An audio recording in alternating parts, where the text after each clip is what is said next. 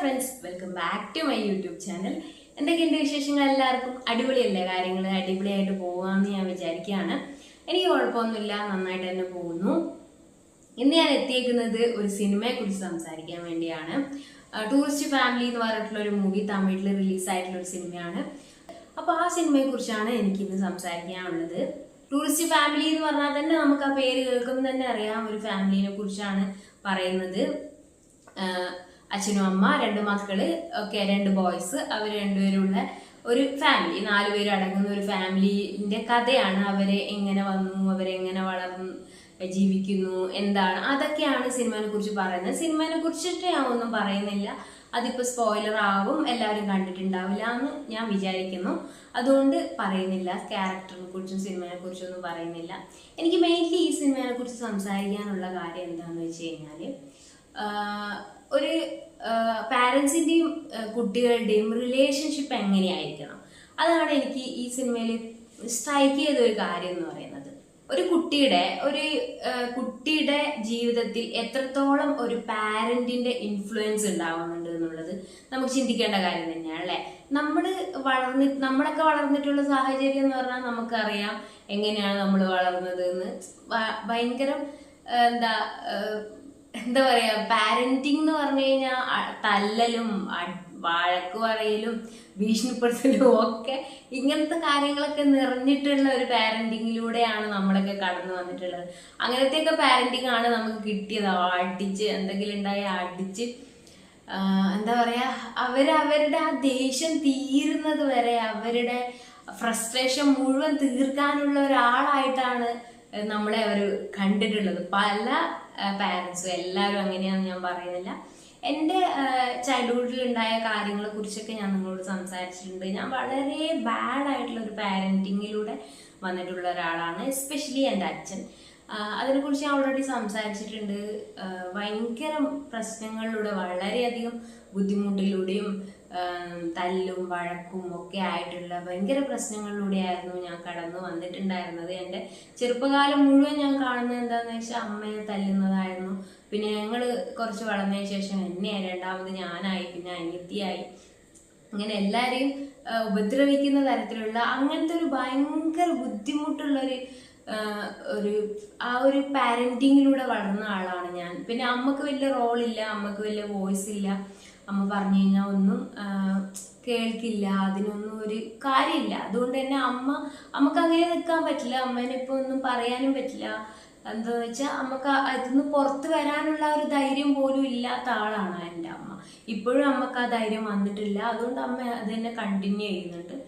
അപ്പോൾ അങ്ങനെ ഒരു രീതിയിൽ വളർന്ന ഒരു കുട്ടി ആയതുകൊണ്ട് തന്നെ എനിക്കിത് ശരിക്കും മനസ്സിലാവും എത്രത്തോളം ഒരു പാരൻസ് ഒരു മക്കളുടെ ജീവിതത്തിൽ ഇമ്പോർട്ടൻ്റ് ആണെന്നുള്ളത്.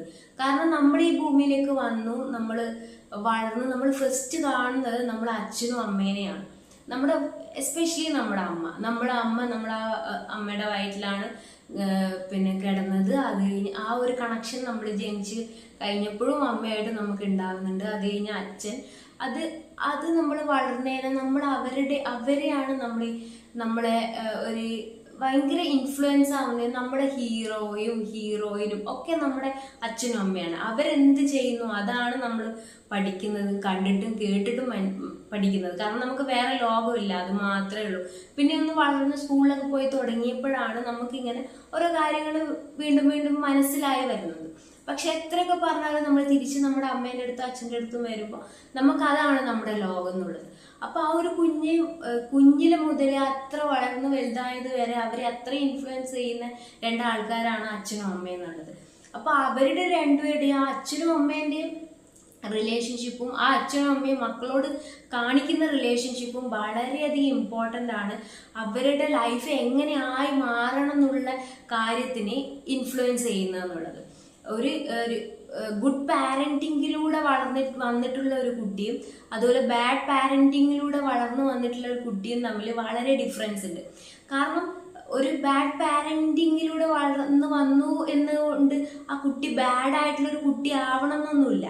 പക്ഷെ ആ കുട്ടി നല്ലൊരു ജീവിതം മുന്നോട്ട് കൊണ്ടുവരാൻ വേണ്ടി വളരെയധികം സ്ട്രഗിൾ ചെയ്യണം.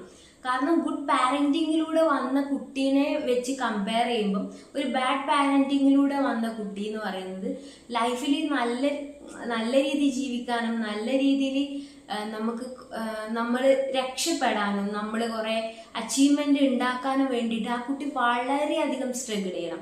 മെന്റലി, ഫിസിക്കലി, ഇമോഷണലി എല്ലാ തരത്തിലും വളരെയധികം സ്ട്രഗിൾ ചെയ്യണം. കാരണം എന്ന് വെച്ചാൽ നമുക്ക് ആ സപ്പോർട്ടില്ല.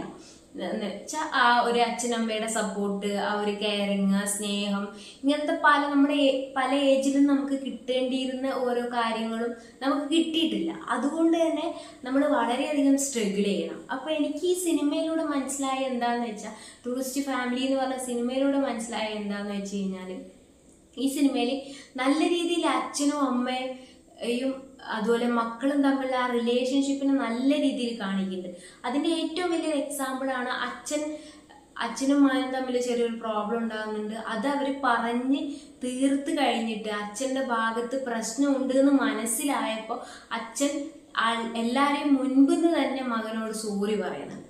എന്നോട് ക്ഷമിക്കണം, ഞാൻ കാരണമാണ് ഇങ്ങനെ സംഭവിച്ചത്, എനിക്ക് ഇത്രയും വിഷമം ഉണ്ടായിട്ടുണ്ടാവും എന്ന് എനിക്കറിയാം.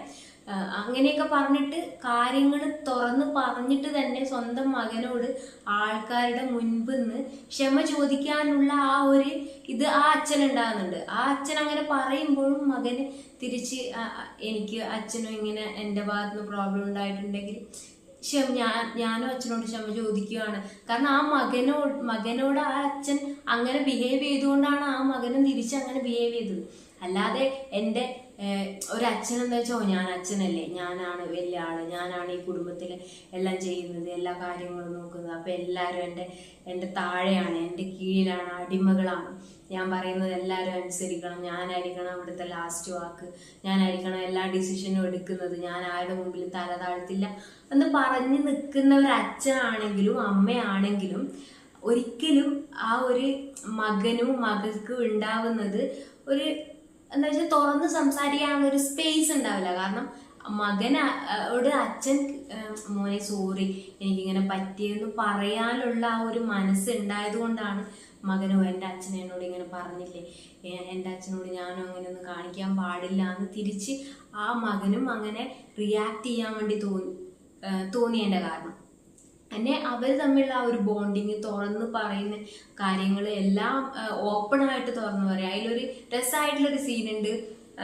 നമ്മുടെ അച്ഛനോ അമ്മക്ക് ഉറക്കം വരുന്നു എന്ന് പറഞ്ഞിട്ട് അവർ രണ്ടുപേരും പോവാൻ നിൽക്കുമ്പോൾ മക്കൾ എന്താ ഉദ്ദേശം എന്ന് ഞങ്ങൾക്ക് അറിയാമെന്ന് പറഞ്ഞിട്ട് അങ്ങനെ ഒരു രസകരമായിട്ടുള്ള ഒരു ഫണ്ണി എലമെന്റ്സിന് വേണ്ടി ചെയ്തിട്ടുള്ളൊരു സീനാണ്. പക്ഷെ ആ ഒരു ഇതിലും മനസ്സിലാവുന്നത്, അതിലൂടെ മനസ്സിലായ എന്താന്ന് വെച്ചാൽ അത്തരത്തിലുള്ള കാര്യങ്ങളും ഒരു ടീനേജിലൊക്കെ നിൽക്കുന്ന അല്ലെങ്കിൽ ഒരാൾ ടീനേജ്, ഒരാൾ ചെറിയ കുട്ടി, ടീനേജ് ആയിരിക്കില്ല, ഒരു കോളേജൊക്കെ കഴിഞ്ഞു എന്നാണ് പറഞ്ഞത്. അപ്പോൾ 20s ഒക്കെ കഴിഞ്ഞ് 20 ഒക്കെ സ്റ്റാർട്ട് ചെയ്തിട്ടുള്ള ഒരാളായിരിക്കും.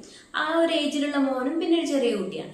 അപ്പോൾ അവരോട് അങ്ങനെ ഓപ്പണായിട്ട് സംസാരിക്കാൻ ആ അച്ഛനും അമ്മയും തയ്യാറാവുന്നത് അവരുടെ ആ ഒരു ബോണ്ടിങ്, അച്ഛന് മോനോട് എന്ത് പ്രശ്നങ്ങളുണ്ടായാലും അവരിടയിൽ എന്ത് പ്രശ്നം ഉണ്ടായാലും സ്നേഹത്തിന് അങ്ങോട്ടും ഇങ്ങോട്ടും രണ്ടുപേർക്കും ഒരു ഇതുമില്ല. അച്ഛൻ കഷ്ടപ്പെടുമ്പോൾ അതുപോലെ ഹെൽപ്പ് ചെയ്യാനും അതുപോലെ അച്ഛനെ കെയർ ചെയ്യാനും നോക്കുന്ന ഒരു മോനെ, അത് അങ്ങനെ ആ ഒരു റിലേഷൻ വന്നത് കൊണ്ടാണ് ആ ഒരു കുഞ്ഞിലേ ആ കുട്ടികൾക്ക് അങ്ങനെയാണ് കിട്ടിയത്.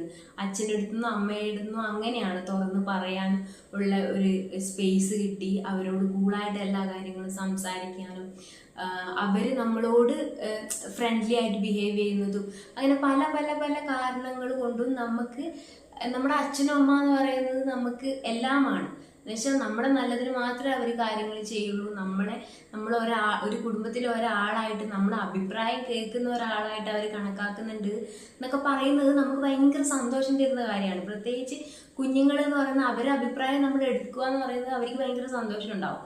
കാരണം അച്ഛനും അമ്മയെ ഞാൻ പറയുന്ന കാര്യമായില്ലേ, അപ്പോൾ എനിക്ക് ബുദ്ധിയുണ്ട്, എനിക്ക് കഴിവുണ്ട് എന്ന് അവർക്ക് തന്നെ സെൽഫായിട്ട് കോൺഫിഡൻസ് തോന്നിപ്പിക്കുന്ന ഒരു കാര്യമാണ് അവർ പറയുന്ന ഒരു സജഷൻ. അല്ല നിനക്കൊന്നും അറിയില്ല, നീ ചെറിയ കുട്ടിയാന്ന് എന്നൊക്കെ പറഞ്ഞാൽ അവരെ അങ്ങനെയൊക്കെ ഇതാക്കുമ്പോൾ അവർക്ക് ആ കോൺഫിഡൻസ് അവിടെ തകർന്നു പോകുന്നുണ്ട്.